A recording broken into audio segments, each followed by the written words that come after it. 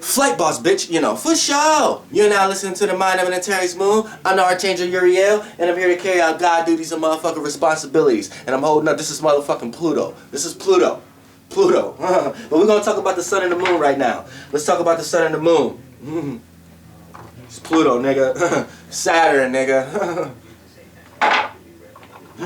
The moon, nigga. The moon, nigga. Y'all don't fuck with me. Don't fuck with me. Now, we're going to talk about the motherfucking sun and the moon. Now, the sun is your actions, how you act. The moon is your reactions, how you react. So the sun is going to be your actions based upon your emotional response on things. So your moon is your moon is the cause, your sun is the effect. Now, once it jumped into the effect, now it becomes another cause and effect. So your sun, once you actually express something, your sun end up being the cause, and then someone else's moon end up being the effect. So you see how I go tit for tat? Your moon is the cause to the effect of your actions, which is your sun. Then your actions is going to be the cause of someone else. It's going to be the effects of someone else's. Going to be the cause of someone else's effects when they take it and receive it. So now, the sun is ultimately your wants. The moon is ultimately your needs. The sun is what you're consciously aware of. The moon is what you're subconsciously aware of. The sun is your yang. The moon is your yin. The sun is your father. The moon is your mother. Literally. Your mom and dad is really the sun and moon. In another dense, in another sphere of reality, in another concept, in another spiritual realm, aka idea, in another frequency. But as a whole, you know what I'm saying, the moon is just the mind of God. The sun is the eye of God. And all the light you're receiving, that's another video. But let's talk about the sun and the moon. Now, the sun is ultimately your wants, the moon is ultimately your needs. So off the bat, we know if your sun conjuncts or trine your moon, we know off the bat that your wants and your needs is going to be on the same page. Well, a conjunction works kind of different, because a conjunction, you're going to be kind of confused on what you want and what you need. So a lot of times, you may go out and think that you need something and you just wanted it. You may go out and get something that you thought you wanted and you really needed it. So a lot of times it can play in good and bad type situations. The trine is kind of relatable. The trine is like your want supports your needs and your needs supports your wants. So it's important as a trine to want the right things or to need the right things, because if you need something that's not good for you, the sun, which is your wants, is gonna take action towards that, because it's gonna support what it needs. It's gonna feel like, nah, I need this, and nobody else can tell me that I need this or not. You see what I'm saying? Now, squares. Square is a learning process.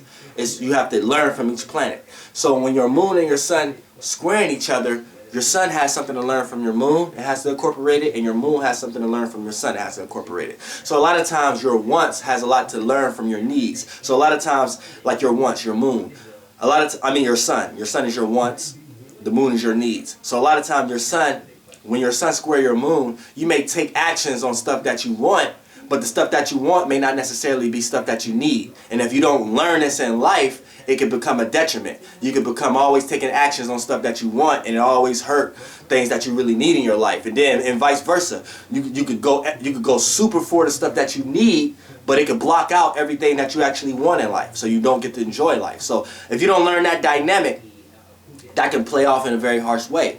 Now, the opposition, when a moon and a sun in a natal chart becomes an opposition, these people can become very balanced, but become very unbalanced. Now, how this play out is because your wants and your needs. Your wants actually can help your needs. Like the stuff that you want, when your moon opposite your sun, the stuff that you want, actually, when you take action and go get it actually can support the stuff that you need also. And vice versa. The stuff that you go out and feel like you need actually supports the stuff you want too. But then it can become extra erratic, like the conjunction also. Because a lot of times you get confused on what you want and need. You may think you want this, but you may need something else. For an example, let's take a Libra sun, Aries moon. So a Libra sun is going to take actions because they're going to take action on relationship, because they're going to want a relationship. The sun is your wants, but the moon is your needs. And Aries needs privacy, they need alone time. They need time to themselves. So a Libra Sun, Aries Moon will go out here and take actions a lot of times like they want like they want a relationship, aka the Sun. But when they get into the relationship, a lot of time they need time by themselves.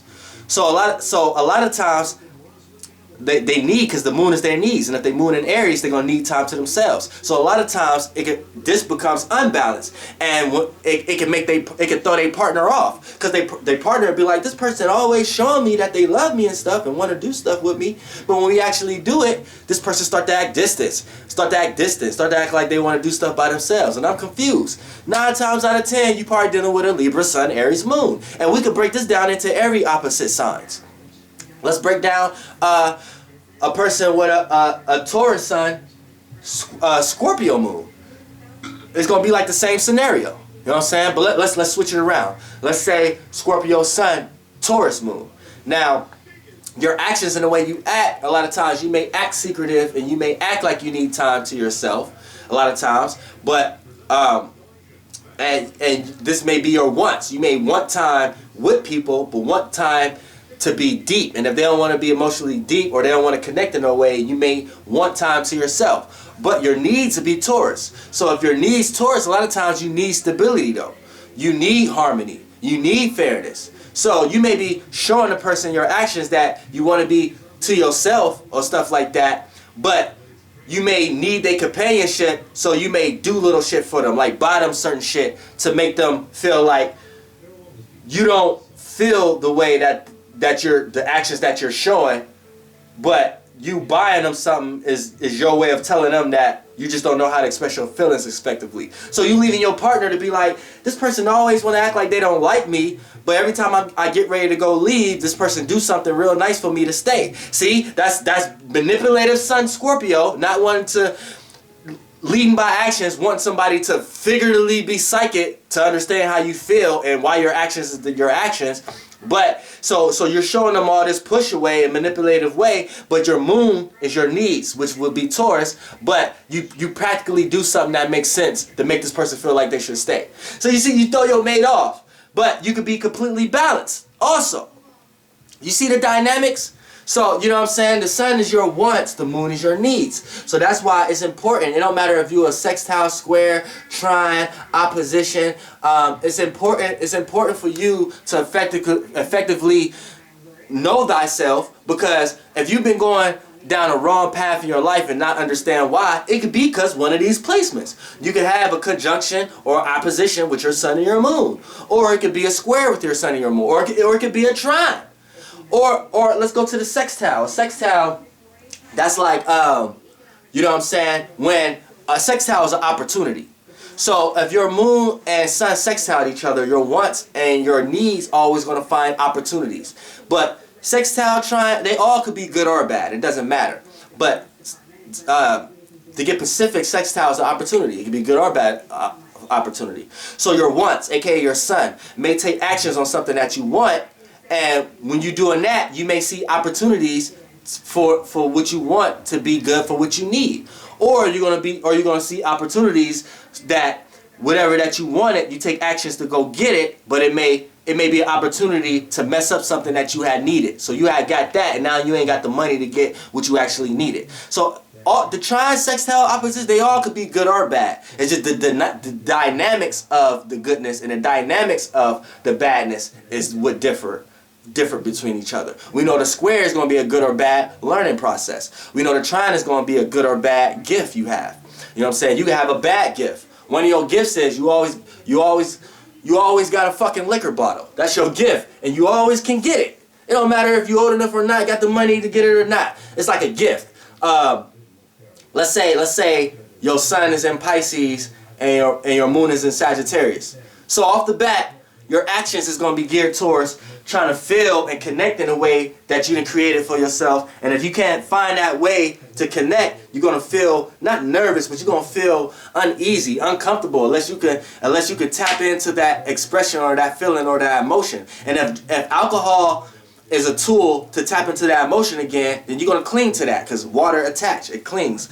So boom, you're going to go for that one, right? And then say your moon is in Sagittarius.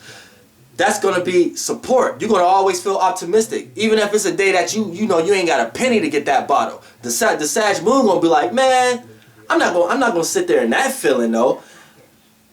Man, I know for a fact somebody gonna come over with a bottle. I'm gonna find somebody. And then just that realm of reality that Sag moon put you in, you end up manifesting the way you get a bottle. So both of these together, it's like, oh nah, fuck all that. Even though that's not a trine.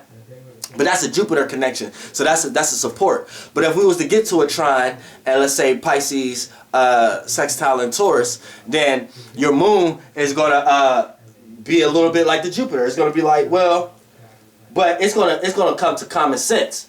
The moon in Taurus is gonna be like, I better save this amount of money, or I ain't gonna be able to have no bottle for tomorrow. And it's gonna create the opportunity to support Pisces wants, Pisces sun. You know what I'm saying? So. The sun is your wants, the moon is your needs.